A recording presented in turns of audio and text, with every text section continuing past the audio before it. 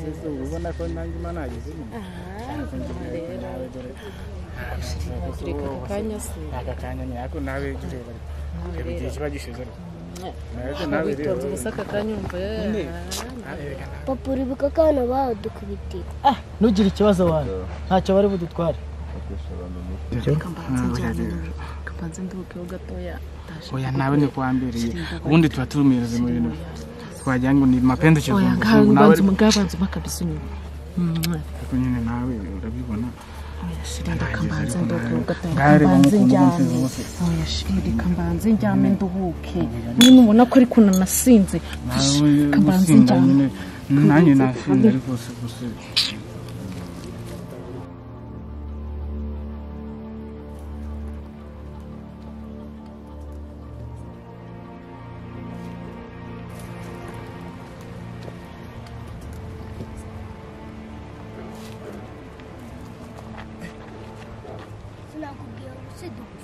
humura mwana we iyo dusengera turebera nta kintu twaba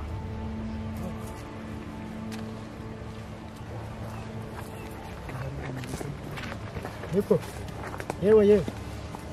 munywa inzoga n'ibitabi n'iki mukaza gusinza hano mu ishyamba mubona hari icyo bizabamurira mwakwakira Yesu n'umukiza mugasenga mukava mu biyobyabwenge mwavuye mu biyobyabwenge mugasenga mukagarukira Imana ibi byose mukabika reba ukuntu mumeze murasinzira mu ishyamba neza ibisimba ikibazo naho twasinziriye cyangwa ikibazo nuko nta mafuti rwose ukorera iwe Yesu abeze mu izina rya Yesu Imana ibaha imbaraga zo gukizwa Imana ibaha imbaraga ibaha umugisha mu izina rya Yesu mu izina rya Yesu mukizwe rwose muve mu byaha muve mu byaha ndagukubita oya nagaye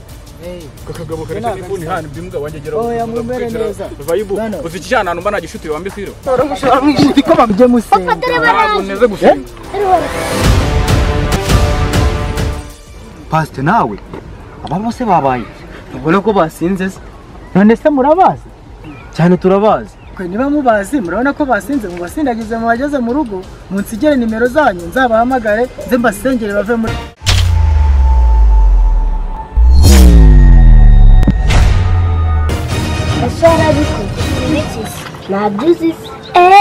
narabikoze kora subscribe kuri Kigali Star Life, like, share,